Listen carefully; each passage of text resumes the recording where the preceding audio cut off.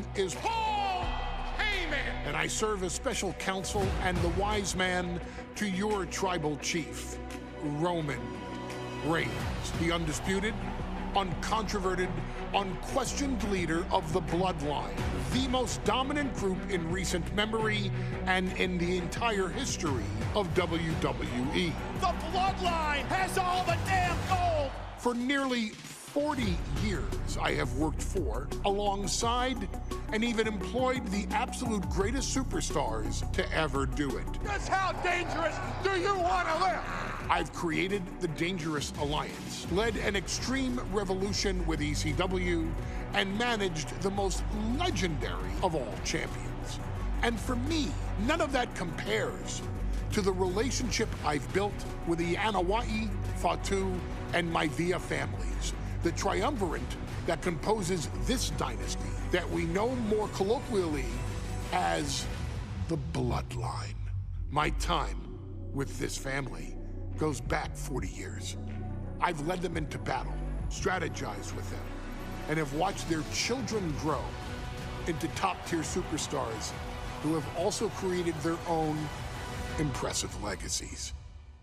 And so it is my great honor to serve as your host for the WWE 2K25 showcase featuring a dynasty like no other, the Bloodline. When you look at this incredible family tree, this is proof that there is only one royal family in professional wrestling, bound by blood. A blood bond forged between High Chief Peter Maivia and Amatua Anai Anoa'i, the father of Afa and Sika, the wild Samoans, created a force that has dominated professional wrestling for over 5 decades. An elite collection boasting names like the Wild Samoans, Afa and Sika, as well as The Rock, Rikishi, Umaga, Yokozuna, Nia Jax, Jimmy and Jey Uso, Solo Sikoa, Jacob Fatu, and of course, your tribal chief, Roman Reigns.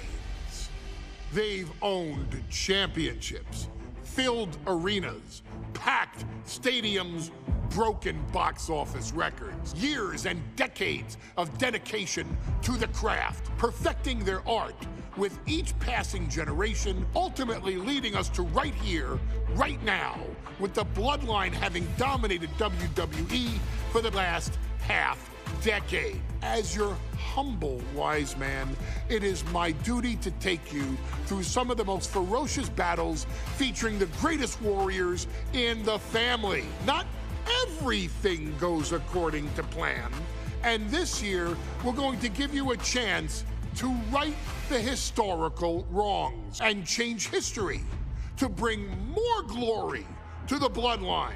It's our showcase, after all.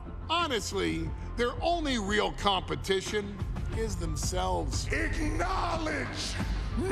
All of this fighting amongst each other, this constant power struggle, I won't let all of that ruin this moment. Because it's not just about Solo Sikoa or Roman Reigns. It's not just about the Usos. It's about every single member of their family that came before them, who built the lineage and who made them into the superstars that they've become today.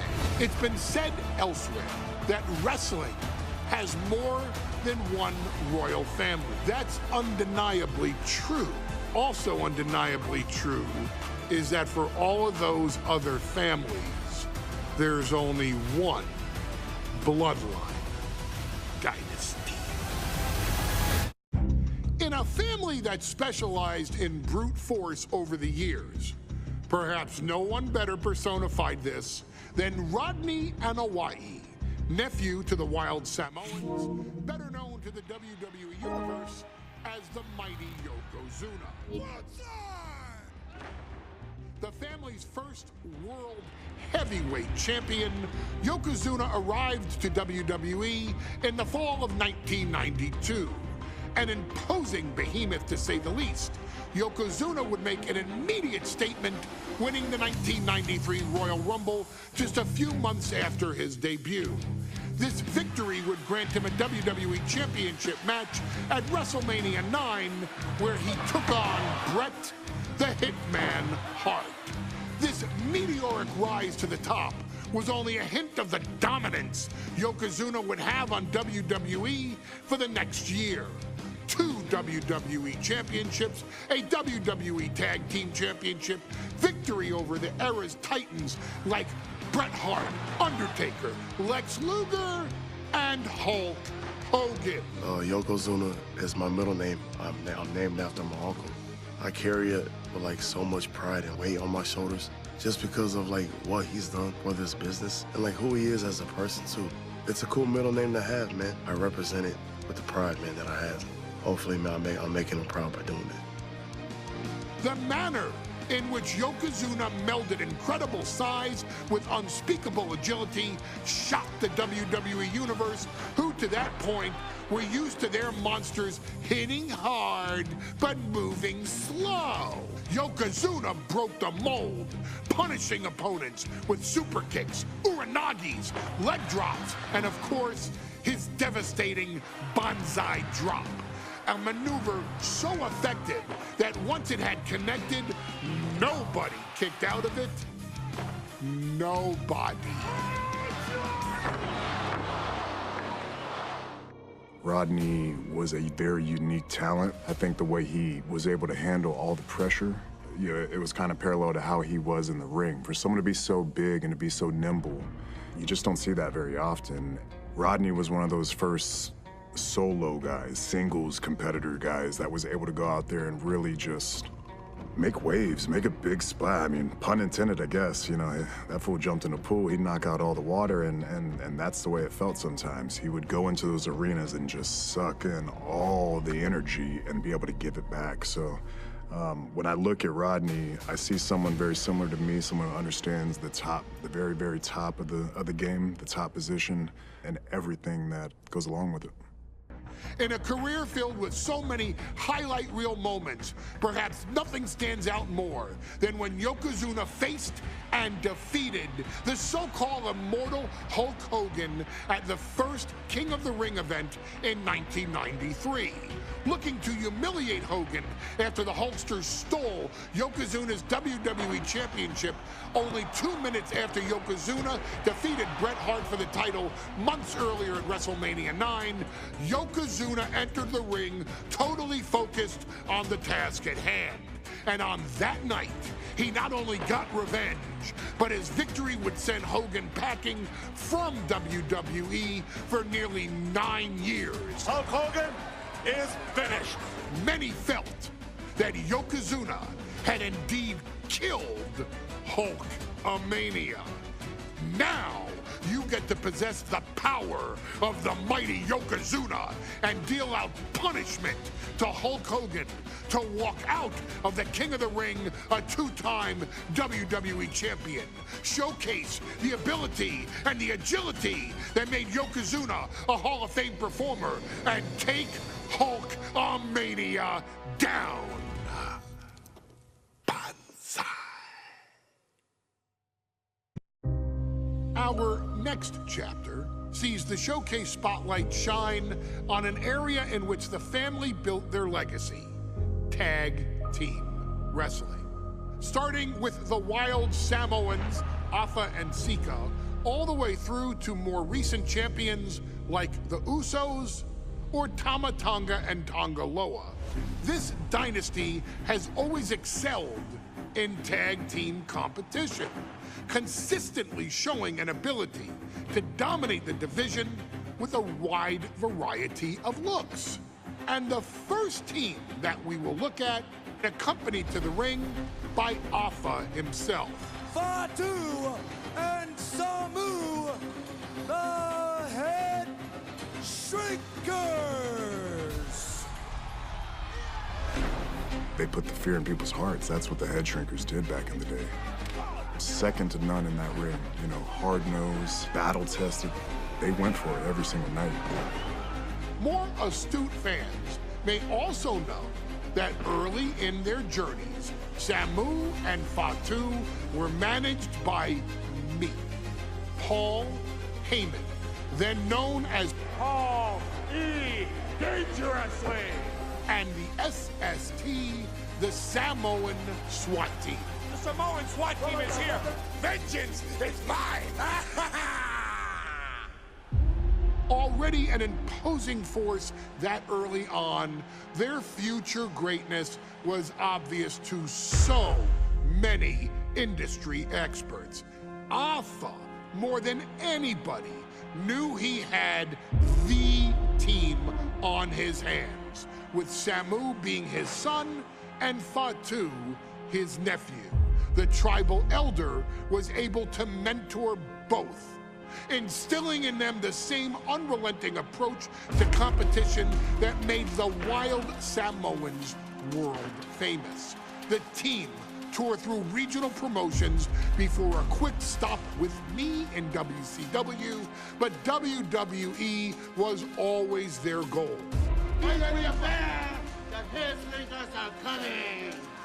Upon arrival, it was clear that the dynasty's next generation had indeed arrived, immediately drawing comparisons to their world-renowned predecessors. 10 years before it became cool to say, Samu and Fatu displayed ruthless aggression in the ring, overwhelming opponents before the bell and continuing the non-stop attack until their hands were raised in victory. Deceptively agile for men of their size, they brutalized the opposition with devastating dives from the top rope. The duo would eventually go on to capture the WWE Tag Team Championships in the spring of 1994, fulfilling the promise and carrying the legacy to even greater heights. At WrestleMania 9, the Head Shrinkers' one and only in-ring WrestleMania appearance saw them taking on Rick and Scott, the Steiner brothers. Be prepared, Steiner brothers. We're gonna give you a pain that you have never felt before. While I'm not one to make excuses, I am one to give opportunities to you, our expert gaming member of the WWE Universe. And so, today, you have the opportunity to make things right. WrestleMania 9, Las Vegas, Nevada. The Steiners performed at a near-perfect level that day, able to find every reversal and in the chaos emerge victorious. We are asking you to fix that, stop them in their tracks, and get the Head Shrinkers that WrestleMania victory you and I both know they deserve. But if you're not careful, you're going to find yourself reliving the very same memories that have haunted Samu and Fatu for years. Steiner lines, suplexes, Frankensteiners that will all bring your evening to a vicious, miserable end. Hey, let's put this in the simplest of all terms. Dwayne "The Rock" Johnson is the biggest celebrity on the face of the planet today. Now, whether he's a blue chipper, the people's champion, or as we know him right now, the final boss, The Rock has always commanded all of the attention in the arena since the very first moment he made his WWE debut at the 1996 Survivor Series.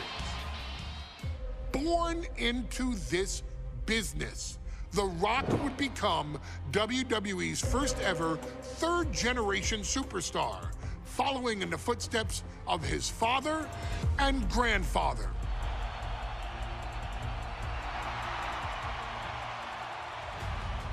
Who had competed in WWE rings before him. Dwayne had the huge responsibility. There's a legacy, and you have to take it so seriously. Even with incredibly high expectations, the Great One surpassed them all, along with the usual achievements if your name is The Rock. 2 Intercontinental Championships, 5 Tag Team Championships, 8 WWE Heavyweight Championships, a Royal Rumble victory, not even to forget the fact that The Rock once led an entire nation.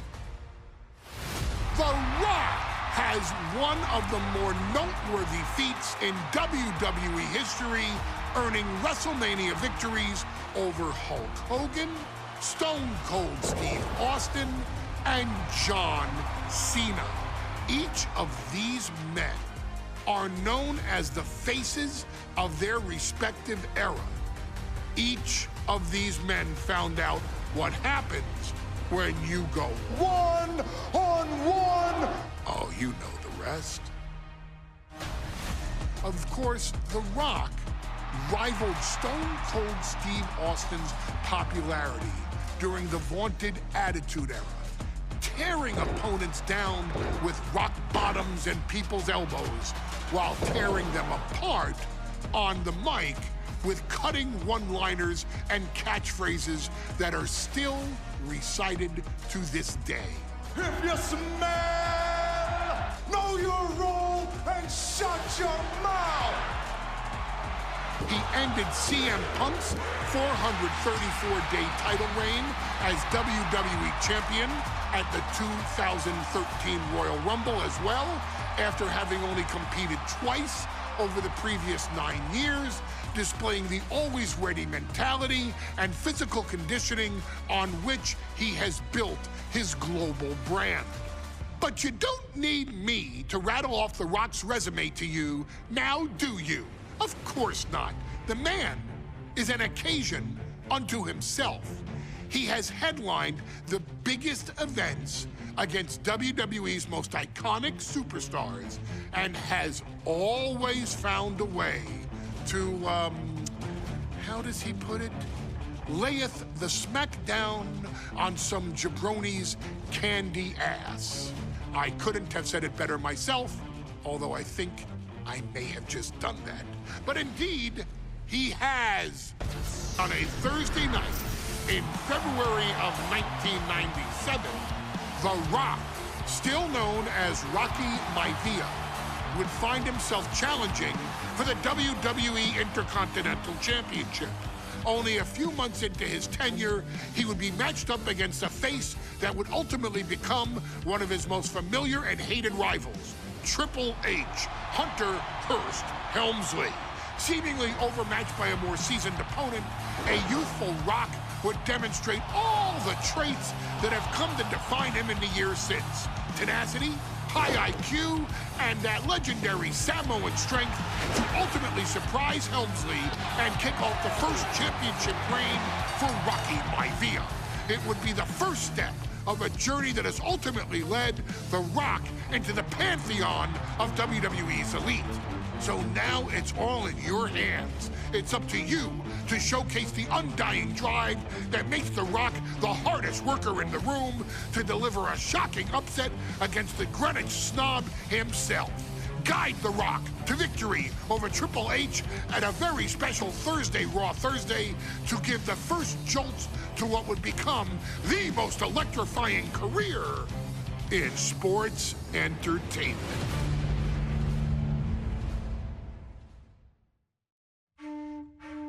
In a family of elite combat athletes and top-tier performers, the final boss has always stood out, even when he was just a blue chipper. But there wouldn't be a final boss. There wouldn't even be a bloodline if it wasn't for The Rock's grandfather, the High Chief Peter Maivia. You can think of him as the first boss. Predecessor to the tribal chief. He is one of, if not the foundation for our family. The Anawa'i Fatu Maivia wrestling dynasty.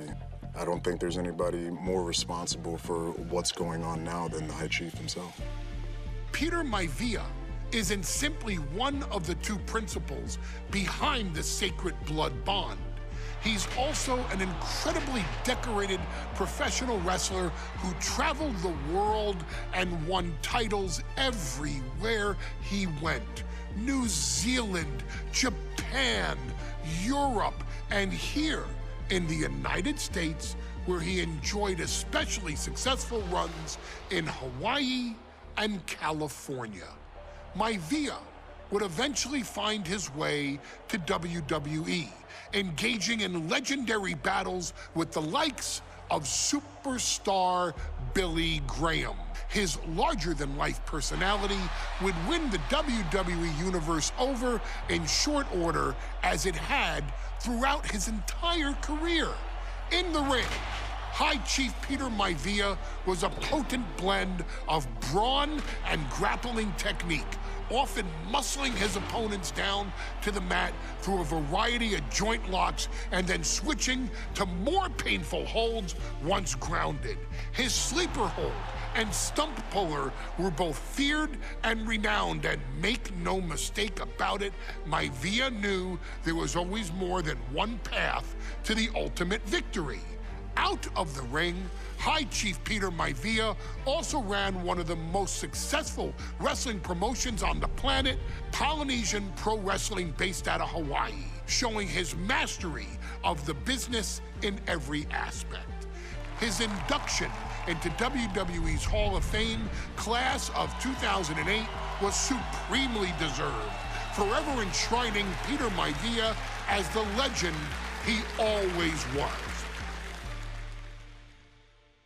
And now, we present to you the opportunity to walk in the boots of the legendary High Chief Peter Maivia, facing off against one of the most legendary WWE rivals, George the Animal Steele. You will settle this score once and forever and showcase the overwhelming strength of Peter Maivia, which has ever since remained as a hallmark for every single solitary member of this bloodline. Steele is no easy battle, though. He thrives in the chaos, one of pro wrestling's true madmen. He'll even try to eat part of the ring if he thinks it'll help him break you down. So do your best and honor High Chief Peter Maivia properly with a resounding victory. She's not like most girls. She's also not like most WWE superstars. Nia Jax, the reigning queen of the ring, is a reckoning, a force of nature that blitzes right through her competition. A cousin of The Rock, Nia Jax arrived in NXT almost 10 years ago with astronomical expectations. Undaunted, Nia Jax would dominate early opponents, finding herself competing for the NXT Women's Championship mere months after her debut. It did not take long for those running Raw and SmackDown to take notice. Well, our next pick, Nia Jax. And Nia Jax would join the Raw roster as part of the 2016 draft lottery. And since joining the main roster, absolutely no one has been safe from Nia Jax. She is a two-time women's champion. She is a two-time women's tag team champion. She competed in the men's Royal Rumble match in 2019, even getting an elimination while in the ring. Nia Jax looking to eliminate. She does. She's battled standouts like Charlotte, Bayley, and Becky Lynch. And all the while, she has left undeniable destruction in her wake. In the ring, she applies many of the same tactics that once benefited Yokozuna, even using her own version of the Bonsai Drop, known as the Annihilator. And just like its namesake, if it connects, your night is over. And Nia Jax remains driven for even more success, jumping at any opportunity to prove her dominance. This last year, that included entering into the 2024 Queen of the Ring tournament after earning victories over Naomi, Jade Cargill, and Bianca Belair.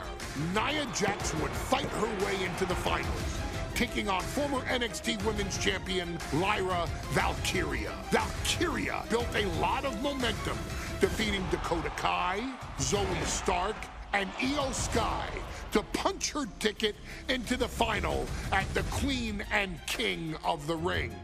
With an obvious game plan, Lyra would look to stick and move, avoiding the colossal attacks of her opponent.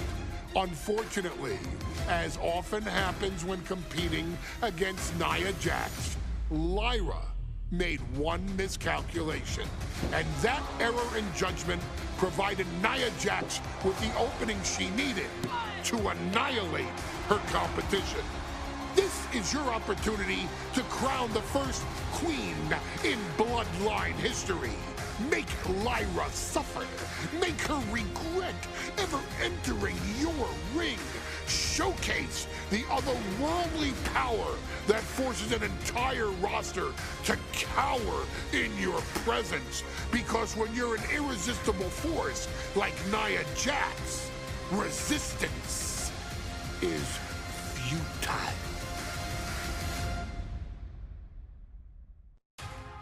I'm sure you will agree with your wise man. Many WWE superstars say they will do whatever it takes in order to achieve success. Quite often, it's a bunch of BS. But if you're lucky, you may run into someone who is willing to look out for the group. Someone willing to make sacrifices. And for this family, there was no one better than Rikishi. After the Head Shrinkers run in WWE came to an end, Rikishi, then known as Fatu, would go on a journey of self-discovery. This journey would lead to him taking on the name Rikishi, a subtle nod to his cousin Yokozuna, as well as an opportunity to start fresh with a global audience.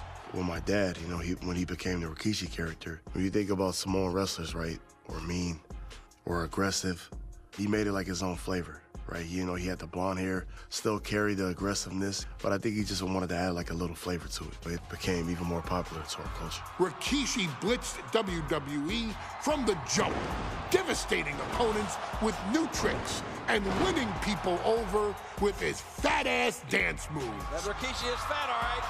P-H-A-T. And with this wave of newfound momentum came even more success, with Rikishi capturing the WWE Intercontinental Championship and displaying incredible athleticism in iconic moments like when he dove off the top of the steel cage. The year 2000 belonged to Rikishi. But little did anyone know, Rikishi held a dark secret regarding a decision he'd made not for his own benefit, but for the benefit of the family.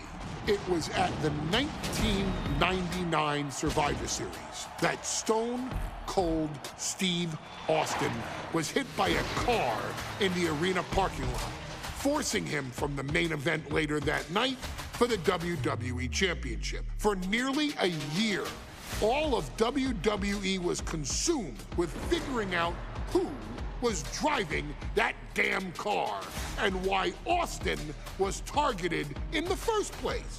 The verdict came in. The car was driven by Rikishi. Rikishi would stand strong. Stone Cold Steve Austin. I didn't do it for me. I did it for The Rock. What? Rikishi would lay out a years-long gripe that WWE preferred Steve Austin to The Rock, and so Rikishi had made sure that The Rock's only competition had been removed from the picture. Rikishi sacrificed his own popularity to reach this goal. The Rock thrived while Austin was on the shelf. For Rikishi, the struggle and fall was all worth it. Rikishi knew that he would eventually have to face off with the Texas Rattlesnake to answer for his sins, and he welcomed that meeting with open arms. What Rikishi was unprepared for was for WWE to stack the deck entirely, looking to make Rikishi pay for taking out their golden goose. Stone Cold Steve Austin was allowed to drive his truck directly to the ring and was generally given the freedom to do whatever the hell he wanted in the name of revenge. We are going to make things right. This time, when Rikishi and Stone Cold Steve Austin lock horns, there will be no stacking of the deck. Someone willing to give of himself so that his family, this family, can succeed, deserves better. So get in there and showcase the never say die spirit that has led this family to victory time and time and time and time and time and time again. Use whatever weapon you can get your hands on and prove to Stone Cold Steve Austin that you will do anything for the people. His arrival signaled impending doom. His very presence was enough to intimidate even the bravest WWE competitor. His name itself simply meant the end.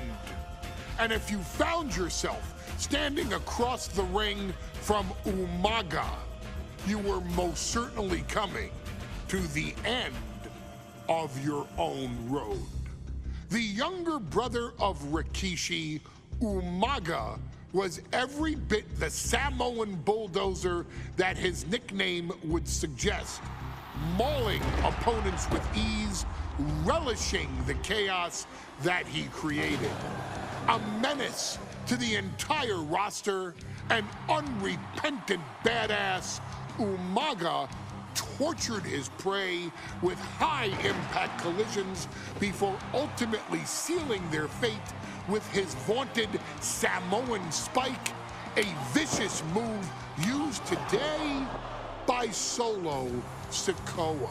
Inside the ring, man, he was just a complete monster. Anybody that stood in front of him, he was gonna wreck him no matter what he had to do. He was just a crazy, wild Samoan.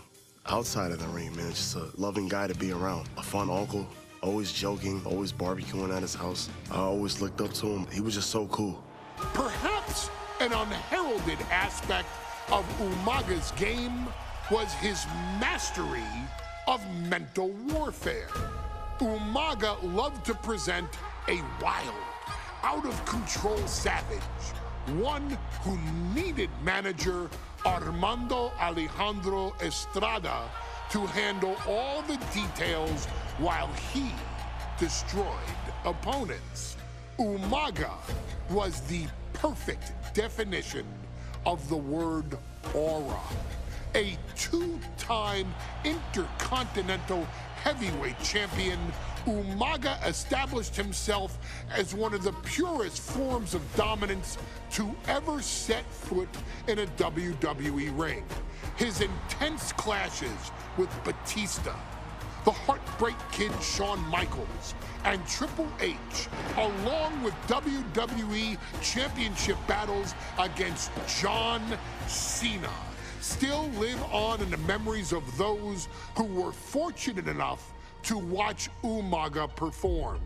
And Umaga will live in immortality through every member of this family, whether it's with a huge Samoan drop, a running bulldozer into the corner, a Samoan spike, or even a war cry in the middle of battle.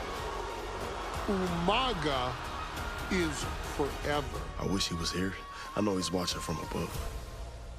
So you, our beloved Us in training, are asked one simple thing here in the WWE 2K25 showcase. to defeat John Cena. You've done that in this mode before, right? Simple. It was at New Year's Revolution in 2007 that Umaga and John Cena first collided for the WWE title. Umaga appeared to be too much for Cena in the minds of many pundits.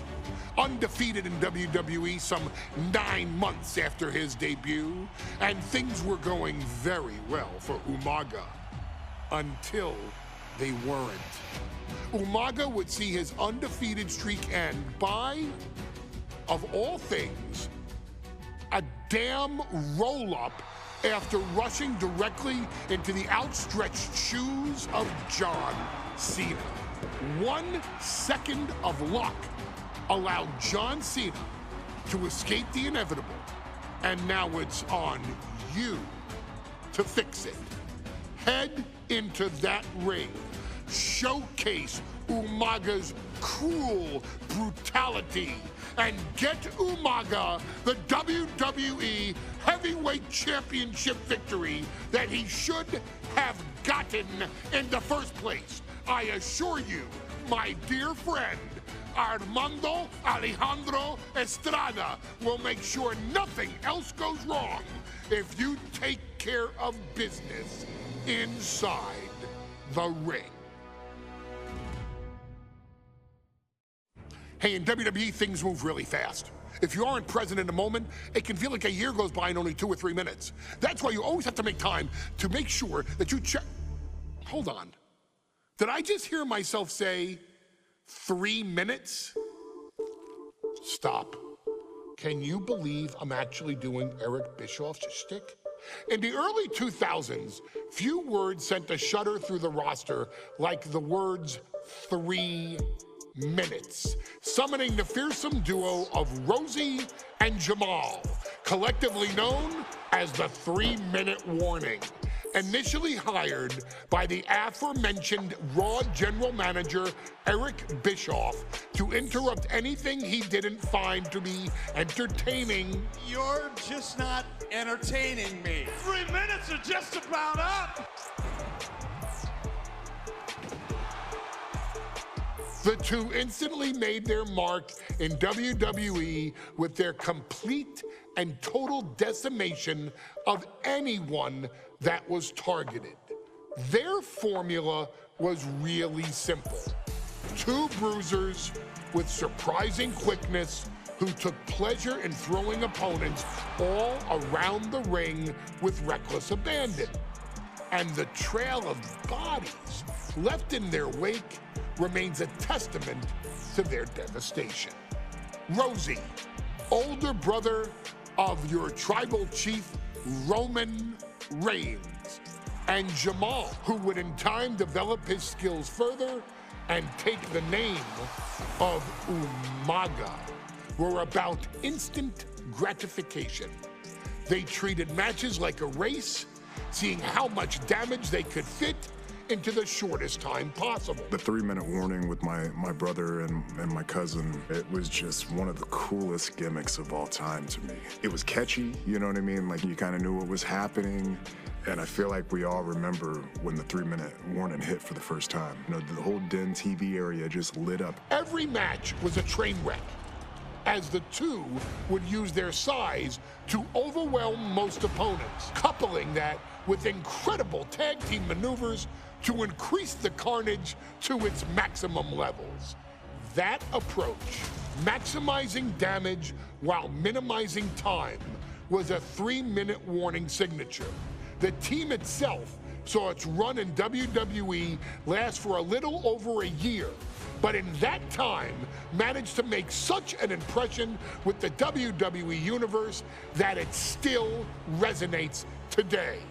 They are proof of the impact anyone can make if they capitalize on their opportunities, as 3-minute warning did every single time. It was a short-lived gimmick, but it was a really cool gimmick, and I just think it shows the versatility of, hey, if you need us to go out there and tell you a Broadway story, I'll cover 2 hours if you like.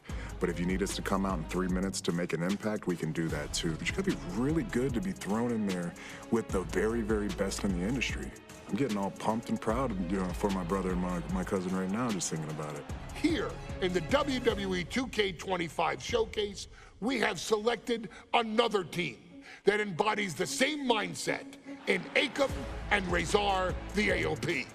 Similar to Jamal and Rosie, these two look to inflict the most pain in the most efficient manner. Like 3-minute warning, AOP happily dispatches when summoned. Like 3-minute warning, AOP features two Goliaths who will hurl your body from pillar to post before finally bringing it all to a most painful conclusion.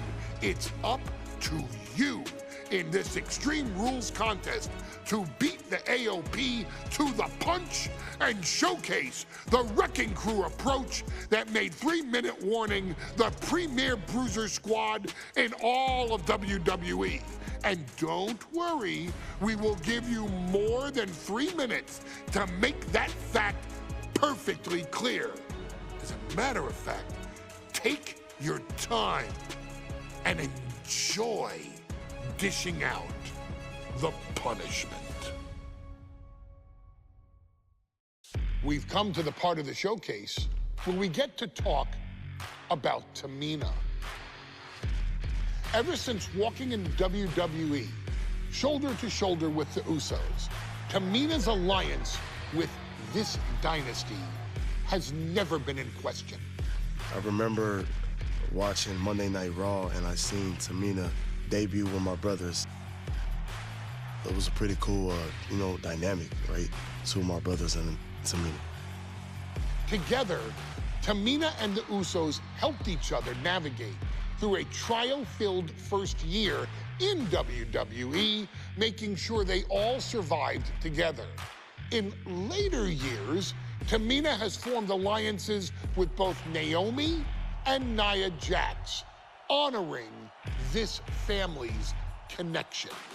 While Tamina has looked to create her own name in the industry, she has never missed a chance to acknowledge her place in this family either.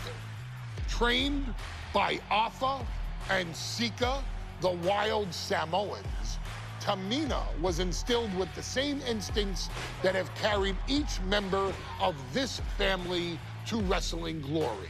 Her in-ring approach is similar to many in the bloodline.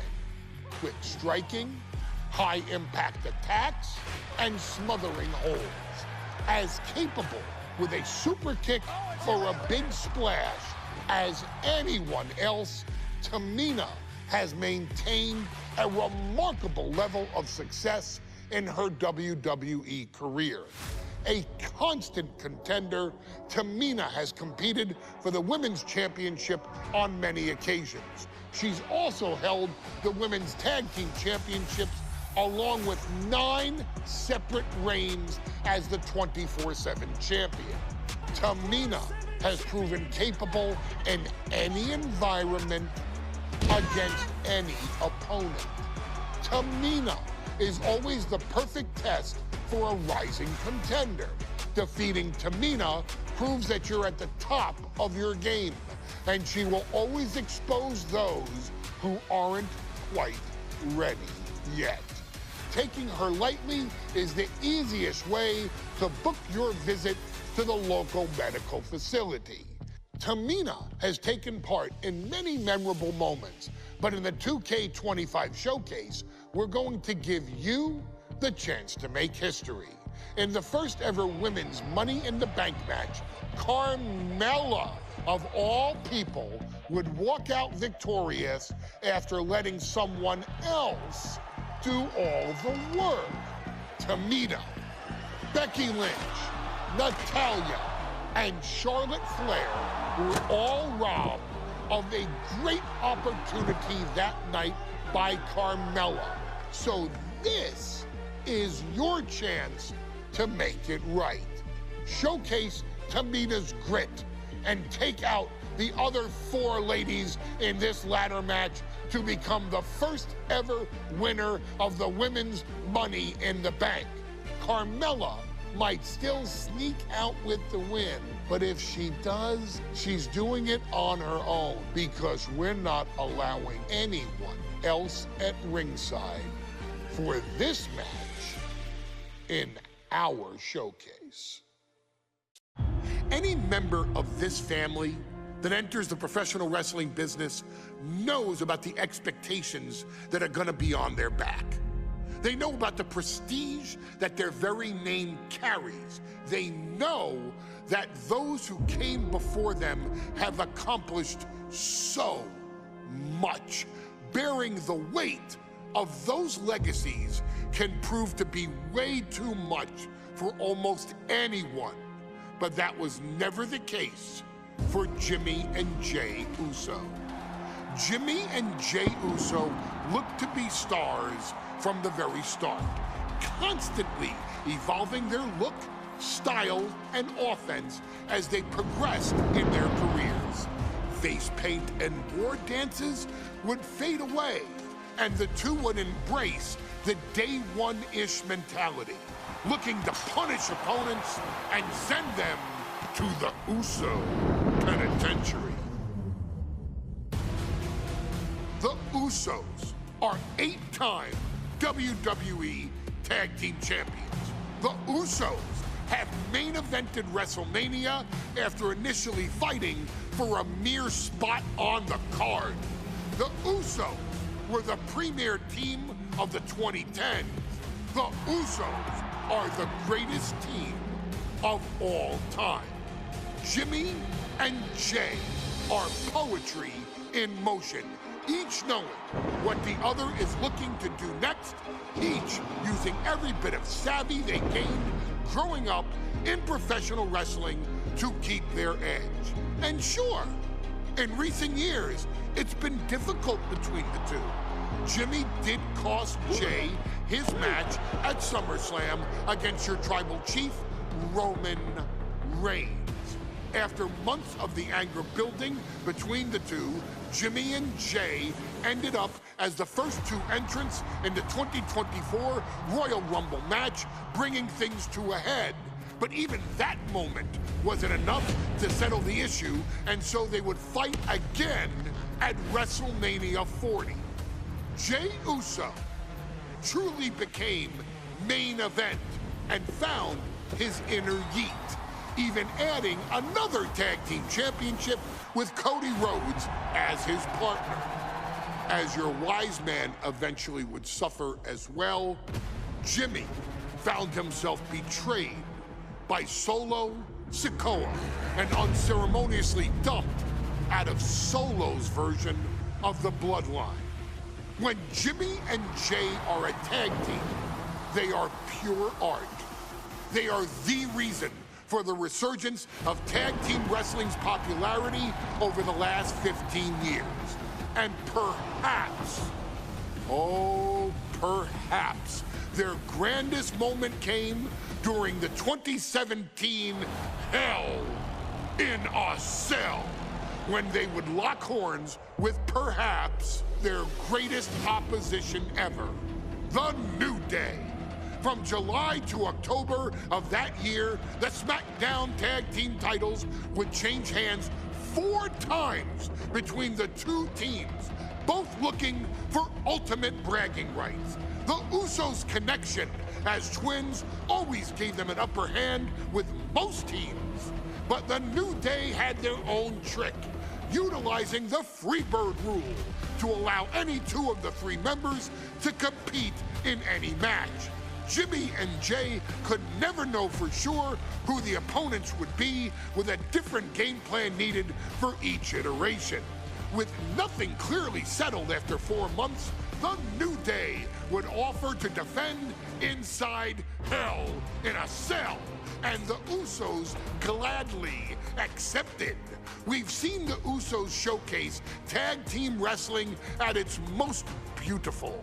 Now we want you to showcase the brutality that exists within Hell in a Cell.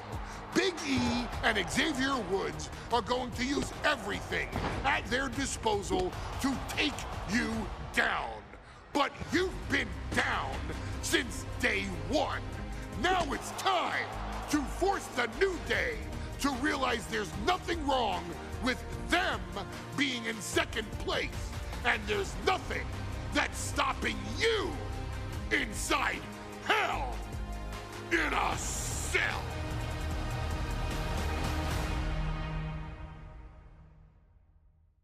Next on our showcase is someone who wasn't born into this family, but has put in the time and more than earned her spot. She's always happy to leave haters in the rear view, and when she enters the room, you will undoubtedly feel the glow.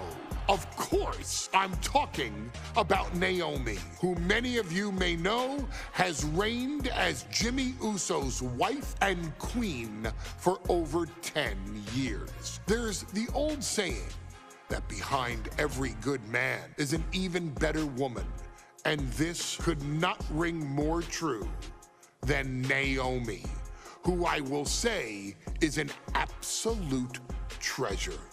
Jimmy will frequently speak during old bloodline planning sessions about how much her support and love drove him to improve as a superstar, always stressing her importance not only to the WWE Women's Division, but to his career and his life as well. In the ring, there is no denying Naomi's skills.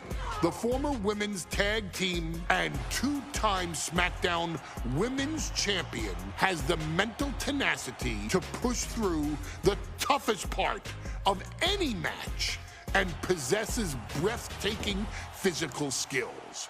Naomi uses her dancing background to constantly innovate with her offense, resulting in some of the most beautiful moves you will ever see, unless you're on the receiving end of them. Naomi is an inspiration to so many of our younger members of the WWE Universe, showing a new generation that anything is possible if you just put in the work and never stop believing in yourself. Naomi has battled against the very best in the women's division, taking on foes like Charlotte Flair, Bayley, Shayna Baszler, and Io Sky. My favorite moment of Naomi was when she won the title in her hometown, Orlando, at WrestleMania. To compete against that caliber and maintain the level of success that Naomi has for her entire WWE career is something worth, shall I dare say, acknowledging. Naomi has even teamed with fellow family member Tamina through the years, proving the family you choose can often be the most important. And in true Uso fashion, Naomi shows an unrelenting desire to win, to achieve greatness, and to dominate her opposition. Many mistake her smile as a sign of kindness, but they quickly realize their mistake as Naomi unleashes a flurry of kicks, flies at them with moonsaults from all angles, and then ties them up in knots. Naomi is having fun, but Naomi is never playing. And now, we take you back to the 2020 edition of Super Showdown, which saw Naomi challenge Bayley for the SmackDown Women's Championship. Unfortunately, a ridiculously lax referee decided it was just fine for Bayley to basically do whatever the hell she wanted. Bayley, oh my gosh, she's trapping Naomi's legs in her shirt. And Naomi wound up suffering an embarrassing loss after Bayley used wardrobe to her advantage.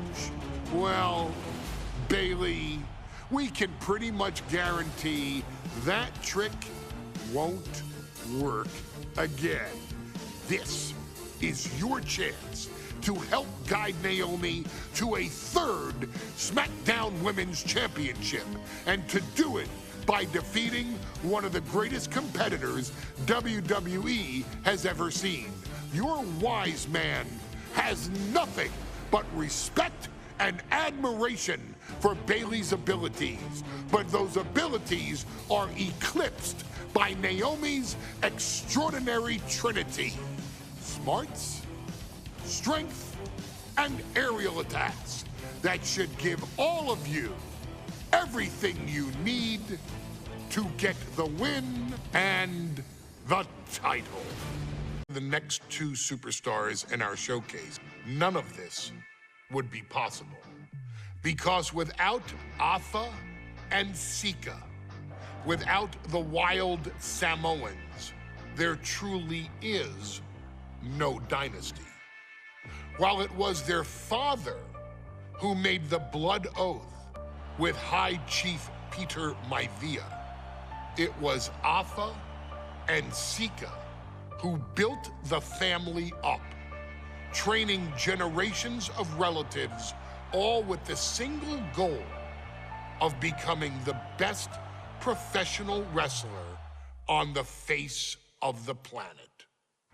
And while the two would together be WWE Hall of Famers, based solely on their work as trainers and cultivators of the next generation, their in-ring successes only add to their immortality. Afa and Sika formed WWE's most dominant tag team of the early 1980s, fighting their way to the WWE Tag Team Championship on 3 separate occasions. Opponents were often defeated before the bell even rang to start the match, falling victim to the aura and the intimidation factor of having to step into the ring with the Wild Samoans, accompanied by Captain Lou Albano. The trio formed a masterful group that was able to take all opponents off their game, be it through Albano's devious schemes or the overpowering nature of the Wild Samoans. WWE had never dealt with a team so primal, turning each match into a battle of survival. Most feared, the deadly Samoan drop, a move that has been imitated by many, but duplicated only by a chosen few. There they are, the Wild Samoans. These are immigrants coming from the island, trying to figure it out, trying to find a way. I couldn't imagine being these men. I couldn't imagine taking on these responsibilities of setting the tone in a whole new country, and then trying to break into entertainment on top of that. But they made it work. And that's what we are. We're workers. We make it work. These tribal elders set the standard for all of their descendants to not only follow, but they also taught their descendants how to surpass it. So beloved were the two that perhaps no moment holds more significance to your tribal chief, Roman Reigns, than when he was presented the Ula Fala by his father Sika and Uncle Afa after the 2020 Hell in a Cell event. You see, it was their acknowledgement that gave Roman Reigns the unshakable confidence to continue his journey to becoming the greatest of all time. The utmost respect, love, and gratitude for those men. Because if my father and uncle don't do what they do, we're not here. We now humbly present to you the honor of walking in the famed footsteps of the Wild Samoans, finding a tag team in WWE's long and storied history that we felt would test the Wild Samoans was not an easy task. But then, a thought came to your wise man. Why not give the audience exactly what they want? Why not put the Wild Samoans against one of the greatest tag teams of all time? Why not present Alpha, Sika, the Wild Samoans versus Bubba Ray and Devon, the Dudley Boys? And if we're going to go that far, let's do it in a tables match. Showcase that savage brutality that made both teams the eternal legends we know them to be. No pinfalls, no submissions, no rules. Just be the team that avoids being put through the table, and you will emerge victorious. And with these four men, you better believe that things are going to get extreme. From the very moment he arrived as the enforcer of the bloodline, Solo Sikoa has taken every brutal, savage element of his predecessors and refined them into a near-perfect smashing machine. Even in the year before his arrival, Solo raised eyebrows and garnered buzz while competing in NXT. But nobody could have predicted just how smoothly his transition to the main roster would go. And before I go on any further, let me make one thing perfectly clear. I'm only saying what I'm saying about Solo Sikoa because I am a wise man. I'm a professional. And because I'm being handsomely compensated for my stellar work as your host of the WWE 2K25 showcase.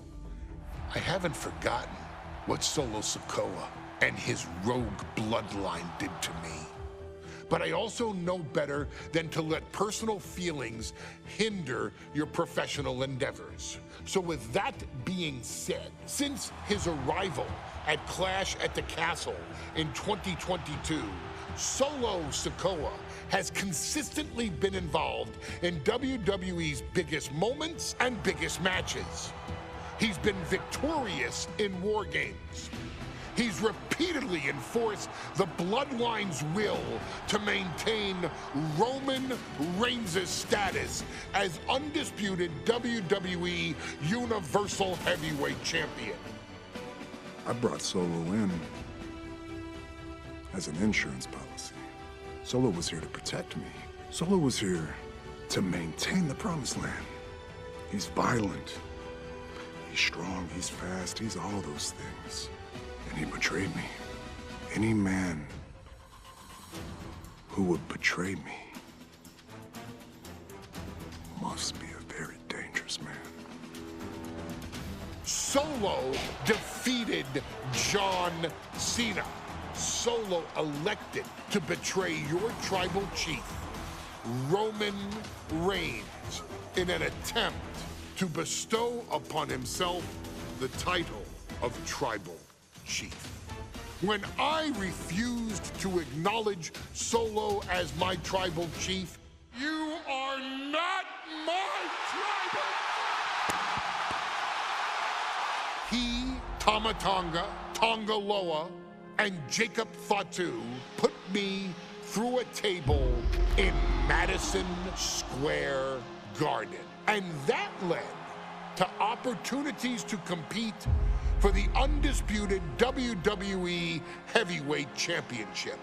It's led to more visibility with Solo's rogue bloodline ruling over SmackDown.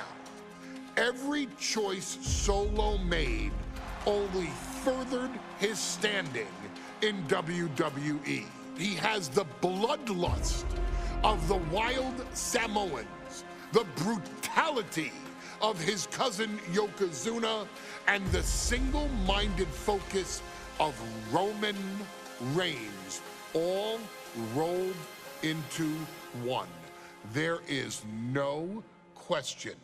The future is his for the taking, and that he will be champion many times over, and that he may set records of his own before it's all said and done. Few men have so quickly served notice to all of WWE in the manner that Solo Sikoa has done. Whether you want to acknowledge him or not is irrelevant.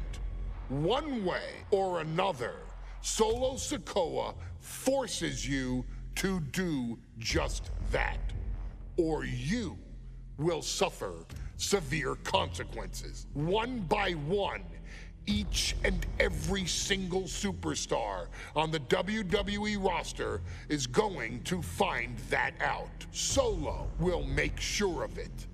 I, of course, will simply await any and every opportunity for your tribal chief, Roman Reigns, to teach Solo some manners. Until that happens, though, we are taking you back to the one-year anniversary special for NXT 2.0, which saw then North American champion Carmelo Hayes, and indeed, he is him, issue an open challenge. Unfortunately for the future superstar, it was to be answered by Solo Sikoa, and things went as well for Hayes as you can probably guess. Showcase the unrelenting fury that has made Solo Sikoa nearly unstoppable, and defeat Carmelo Hayes to earn Solo his first championship victory. It won't be easy against Carmelo, especially when he has Trick Williams watching his back. And if you make one mistake against the champ, he'll take his shot and most likely hit nothing but net. I ain't doing this one. We can have all the fun we want with these video games and this showcase and these fantasy matchups like Afa and Sika versus Bubba Ray and Diva. I'm not doing shtick about Roman Reigns and Seth Rollins. That's a little too volatile. And it's way too personal for Roman Reigns. Roman Reigns and Seth Rollins came up together in the Shield. And Seth Rollins took it upon himself to disband the Shield by blindsiding Roman Reigns with a chair. At WrestleMania 31, Roman Reigns, in the main event of WrestleMania, was about to win the WWE title when Seth Rollins cashed in Money in the Bank and stole the main event, the match, and the title from Roman Reigns. Roman Reigns lost the undisputed championship after almost 4 years, the greatest title reign of all time, to Cody Rhodes. Not because Cody Rhodes was the better man, but because Seth Rollins was right there. And the seduction, the bloodlust that Roman Reigns had for that moment of revenge was too much for Roman Reigns to give up.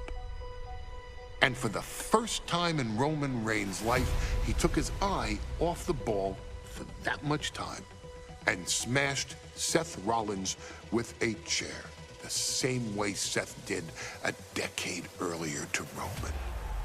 And that moment gave Cody Rhodes all he needed to end the most historic title reign in WWE history.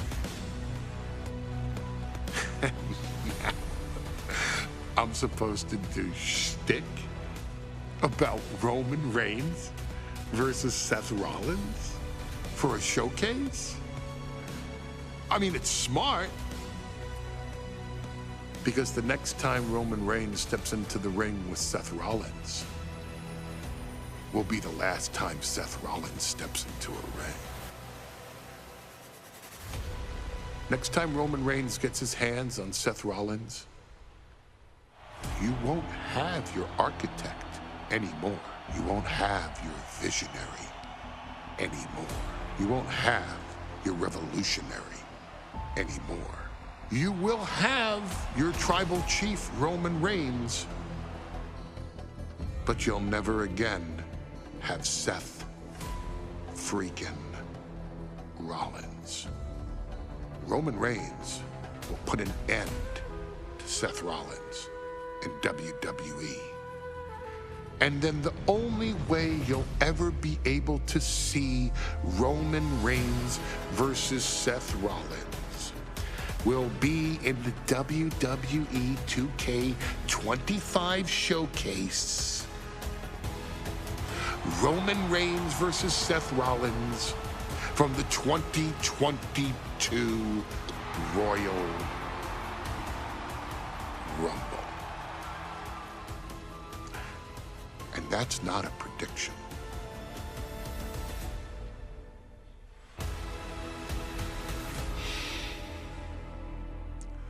That's a spoiler. I'm the last guy to knock a revolution.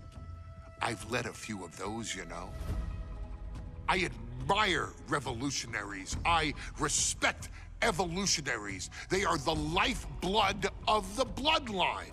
So when Solo Sikoa seized the moment and became the tribal chief in Roman Reigns' absence, I didn't like it. I don't even think I respected it. But something deep down in me admired it. That took some forward thinking. I'm the chief now! Now we all know what happened when the OG bloodline, led by Roman Reigns, faced the new rogue bloodline, led by Solo Sikoa, in the War Games.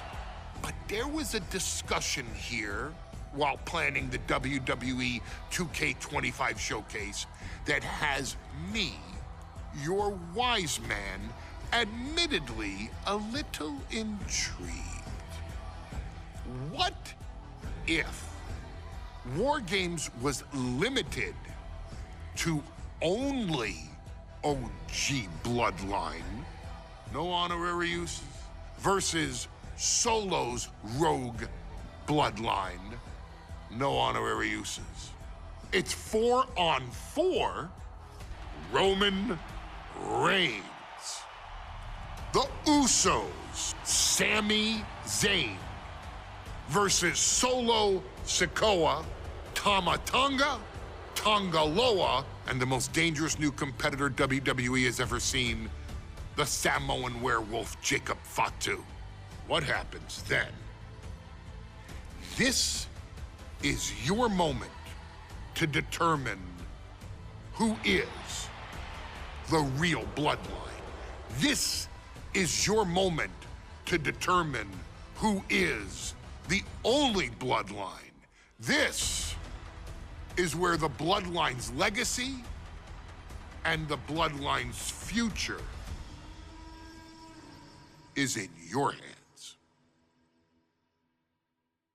Okay, a little bit out of character for your wise man, but that was a little bit difficult for me to watch. Seeing this family splinter into two groups, fighting against each other, it breaks my dark heart. But they're all grown men, and you settled the issue. Now let's give Solo credit. Forming Team Solo was, of course, his usual backup of Tama Tonga and Tonga Loa, the sons of Haku, feared as one of the baddest men to ever walk planet Earth. Along with them, the Samoan werewolf, Jacob Fatu, son of Tama, also known as TK All Day, the Tonga Kid, another fearsome competitor from WWE's golden era. But did you know that Haku and Tama once comprised one of WWE's most impressive tag teams? Haku had been considered family by the Dynasty for years on end, and his teaming with Tama, brother of Rikishi, solidified this for eternity.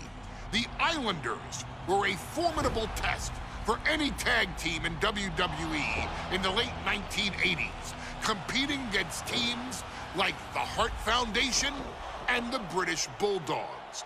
Initially fan favorites, the two would embrace a more hard-nosed approach and even teamed up with WWE Hall of Famer Bobby the Brain Heenan, finding even more success. The team flawlessly merged aerial excellence, martial arts mastery, and some good old-fashioned Islander grit.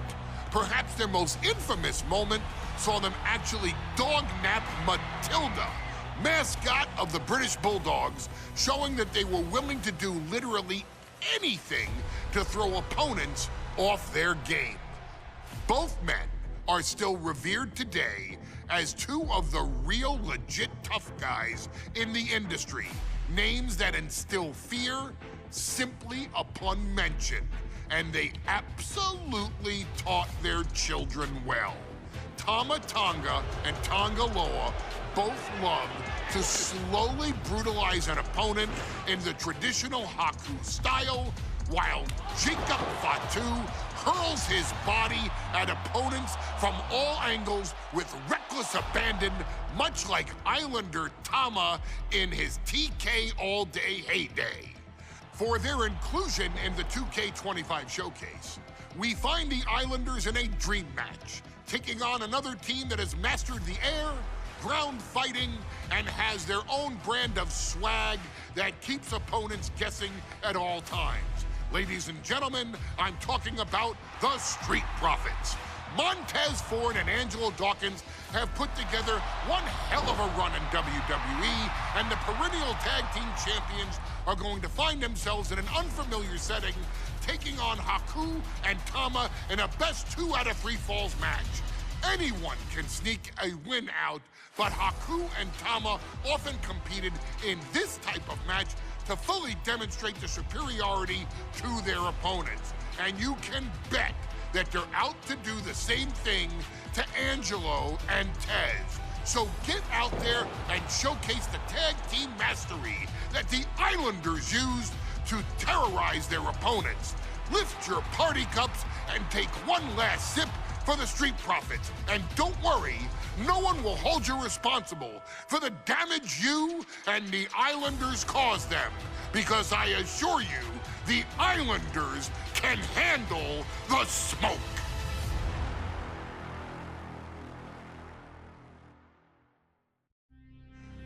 Ladies and gentlemen, I don't have the words to convey how proud I am to have been part of this historic showcase. Having worked alongside this family, this bloodline, for so many decades, reliving moments that I got to experience firsthand has been a privilege of the highest order. Introducing you to WWE legends that I hold in such high esteem, and also spotlighting the modern day greatness their descendants have provided you in recent years, all to pay tribute to the greatest wrestling family I have ever known, has truly been my privilege. To be successful in this industry is a 1 in a billion chance.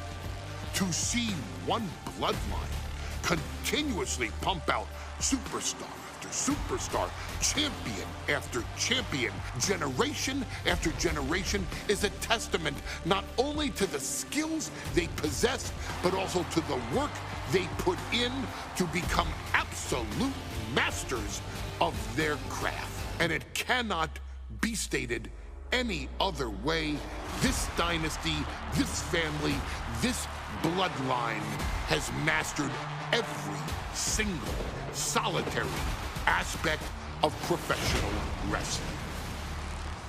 And by reliving their magnificent history, you've begun your path of mastery as well. You've conquered former champions, righted some very egregious historical wrongs, survived war games, and even settled the question as to who the true tribal chief really is. You've unlocked WWE legends who are now ready to unleash their special brand of offense on current WWE superstars who didn't think they'd ever have to face these classic competitors like Haku or the Wild Samoans. It wasn't easy, and you definitely had to get a little oozy along the way. But you showed that bloodline spirit and determination, and now you stand at the top of the mountain. On behalf of WWE and the 2K families, we all thank you so very much for playing. And on behalf of every fan of this beautiful performance art known as professional wrestling, we thank you, the Anoa'i, Fatu, and Maivia clans, for decades of entertainment and generations of pure brilliance, for creating greatness with your hard work and sharing it with all of us so freely. Before we go, we do have one last surprise for you at home. Now that you've showcased your skills and earned a spot as an honorary Uce, it's time for you to choose who rules your WWE universe as the Tribal Chief. Is Roman Reigns still your Tribal Chief, or have you thrown in with the attempted coup by Solo Sikoa? Do you want to see Tamina finally rule over everyone, or is it TK all day, every day, don't you say? Regardless of who you choose, you've earned the right to acknowledge your tribal